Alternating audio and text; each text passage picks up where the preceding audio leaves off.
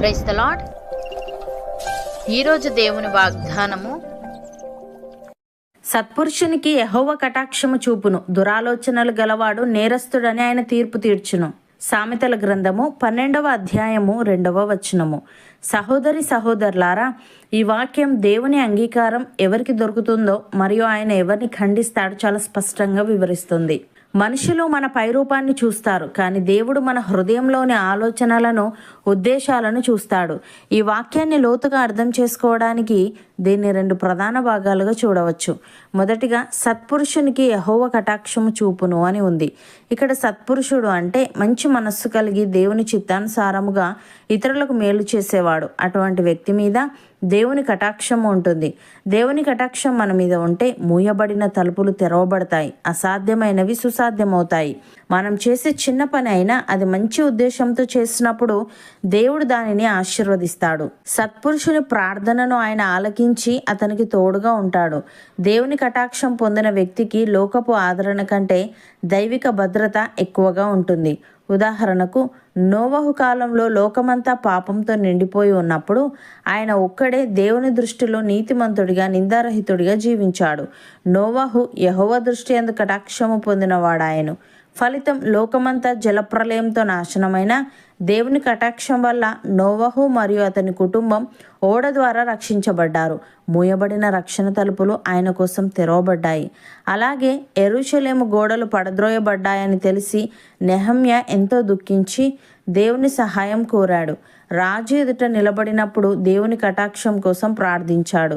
నా దేవుని కటాక్షం నాకు తోడుగా ఉన్నందున రాజు నేను అడిగిన వాటిని నాకు అనుగ్రహించను అని అన్నాడు. శత్రువులు ఎన్నో ఆటంకాలు కల్పించినా దేవుని కటాక్షం వల్ల కేవలం 52 రోజుల్లోనే యెరూషలేము ప్రాకారాల నిర్మాణం పూర్తయింది. ప్రియులారా, సత్పురుషుని జీవితంలో దేవుని కటాక్షం అనేది ఒక రక్షణ కవచం వంటిది. లోకం మనల్ని తృణీకరించిన, పరిస్థితులు వ్యతిరేకించిన దేవుని దయ మనకు తోడుంటే కలిగే ఫలితాలు అద్భుతంగా ఉంటాయి. నోవహు కాలంలో జలప్రలయం నుండి తప్పించుకోవడం మానవ మాతృలకు అసాధ్యం. కానీ దేవుని కటాక్షం ఆ అసాధ్యాన్ని సుసాధ్యం చేసి ఒక కొత్త వంశానికి పునాది వేసింది. నెహమ్యా ఒక సామాన్య గిన్నె అందించే పనివాడు, కానీ దేవుని కటాక్షం తోడవగానే అన్యరాజు హృదయం కరిగి యెరూషలేము నిర్మాణానికి కావలసిన వనరులన్నీ సమకూరాయి. శత్రువుల బెదిరింపుల మధ్య కూడా కేవలం 52 రోజుల్లోనే గోడ నిర్మాణం పూర్తి చేశాడు. దీని వెనుక ఉన్నది దేవుని కటాక్షమే గాని మానవ శక్తి కాదు. రెండవదిగా, దురాలోచనలు గలవాడు నేరస్తుడని ఆయన తీర్పు తీర్చును అని ఉంది. ఎవరైతే హృదయంలో కుయుక్తులు, ఇతరులకు హాని చేయాలనుకునే పన్నాగాలు లేదా మోసపూరితమైన ఆలోచనలు కలిగి ఉంటారో వారిని దేవుడు నేరస్తులని పిలుస్తాడు. వారు ఎంత గొప్పగా నటించినా దేవుని తీర్పు నుండి తప్పించుకోలేరు. పాపం అనేది కేవలం చేతల్లోనే కాదు, ఆలోచనల్లోనే మొదలవుతుంది. చెడు ఆలోచనలు కలిగి ఉండడం దేవుని దృష్టిలో నేరం. దురాలోచనలు చేసేవారు తాత్కాలికంగా గెలిచినట్లు అనిపించినా దేవుని న్యాయమైన తీర్పు వారి మీదికి వస్తుంది. ఉదాహరణకు, ఎస్తేరు గ్రంథంలో హామాను అనే అధికారి యూదులందరినీ చంపాలని ఒక భయంకరమైన పన్నాగం పన్నాడు. మొర్దెకై తనకు నమస్కరించలేదని అహంకారంతో ఒక జాతినంతటిని తుడిచిపెట్టాలని ప్లాన్ చేశాడు. అతడు పైకి రాజభక్తుడిలా నటించినా లోపల కుయుక్తి ఉంది.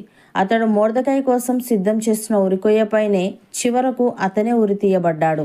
ఇతరులకు హాని చేయాలని చూసేవారు తాము తవ్విన గోతిలో తామే పడతారని దీని ద్వారా అర్థమవుతుంది. అలాగే క్రొత్త నిబంధనలో వీరు తమ ఆస్తిని అమ్మి కొంత దాచుకొని అంతా ఇచ్చేసామని అపోస్తలులను నమ్మించబోయారు. గొప్ప పేరు కోసం భక్తిహీనమైన అబద్ధం ఆడాలని హృదయంలో దురాలోచన చేశారు. పేతురు అతనితో, అననీయ, నీ భూమి వేలలో కొంత దాచుకొని పరిశుద్ధాత్మను మోసపుచ్చుటకు సాతాను ఎందుకు నీ హృదయమును ప్రేరేపించెను? నీవు మనుషులతో కాదు దేవునితోనే అబద్ధం ఆడితివని గద్దించాడు. వారి ఆలోచనల్లోని కపటము బయటపడగానే వారు అక్కడికక్కడే ప్రాణాలు విడిచారు. ప్రియులారా, బైబిల్ దృక్పథంలో పాపం అనేది కేవలం బయట కనిపించే ప్రవర్తన కాదు, అది హృదయంలో పుట్టే ఒక ఆలోచన. మనుషులు మన మాటలను, పనులను చూసి మోసపోవచ్చు, కానీ దేవుడు మన హృదయాలను ఎక్స్రే తీసినట్లు చూస్తాడు. ఆయన దృష్టిలో క్రియల కంటే ఉద్దేశాలు ముఖ్యం. ఒక చెట్టుకు వేరు ఎలాగో మనిషి చేసే పనికి అతని ఆలోచన అలాగా. ఆలోచనలు పవిత్రంగా ఉంటేనే జీవితం గౌరవంగా ఉంటుంది. ఇతరులకు హాని చేయాలని పన్నాగం పన్నేవారు తాత్కాలికంగా విజయం సాధించినట్లు కనిపించినా దేవుని న్యాయమైన తీర్పు వారిని వెన్నాడుతూనే ఉంటుంది. హామాను రాజభక్తుడిలా నటించాడు, అననీయ గొప్ప దాతలా నటించాడు, కానీ దేవుని ముందు వారి ముసుగులు తొలగిపోయాయి. భక్తి అనేది ప్రదర్శన కాదు, అది ఒక జీవన విధానం. సహోదరి సహోదరులారా, ఈ వాక్యం మీ రోజువారి పనులకు గొప్ప మార్గదర్శి. మీరు చేపడుతున్న పనులలో, ప్రయత్నాలలో లేదా మీ వ్యాపార లావాదేవీలలో ఎల్లప్పుడూ సత్పురుషులుగా ఉండడానికి ప్రయత్నించండి. మీ హృదయంలో మంచి ఆలోచనలు, ఇతరులకు సహాయం చేయాలనే ఉద్దేశం ఉన్నప్పుడు యెహోవా కటాక్షం మీ మీద ఉంటుంది. మీరు ప్రత్యేకంగా అడగకపోయినా ఆయన తన కృపతో మీ పనులన్నింటినీ సఫలం చేస్తాడు. దుష్ట ఆలోచనలకు చోటు ఇవ్వకుండా దేవుని వెలుగులో నడవండి. అప్పుడు మీ జీవితం అనేకులకు ఆశీర్వాదకరంగా మారుతుంది. యెహోవా కటాక్షము మీ మీద మరియు మీ కుటుంబం మీద నిరంతరం ఉండునుగాక.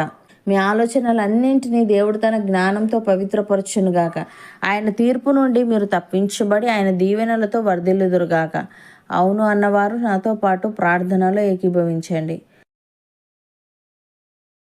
పరిశుద్ధుడా, ప్రేమగల తండ్రి, సత్పురుషునికి నీవు కటాక్షం చూపుదువని, దురాలోచనలు గలవాడు నేరస్తుడని, నీవు తీర్పు తీర్చుదువని మనుషులు మా పై రూపాన్ని చూస్తారు, కానీ నీవు మా హృదయంలోని ఆలోచనలను, ఉద్దేశాలను చూస్తావని సెలవిచ్చావు. తను నీకు స్తుతులు. దేవా, సత్పురుషుని జీవితంలో నీ కటాక్షం అనేది ఒక రక్షణ కవచం వంటిది.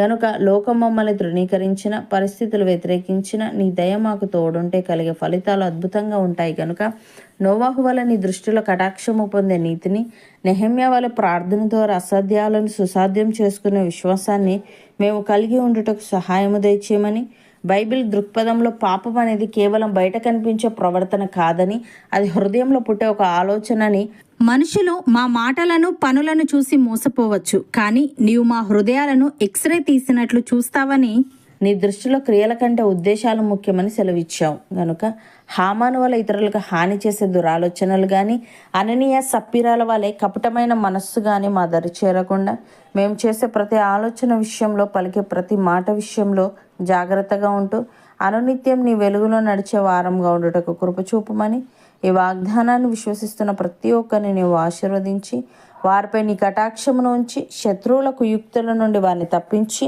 నీవు ఇచ్చే ఉన్నతమైన విజయములతో వారిని నింపమని యేసుక్రీస్తు నామమున ప్రార్థిస్తున్నాము తండ్రి. ఆమెన్.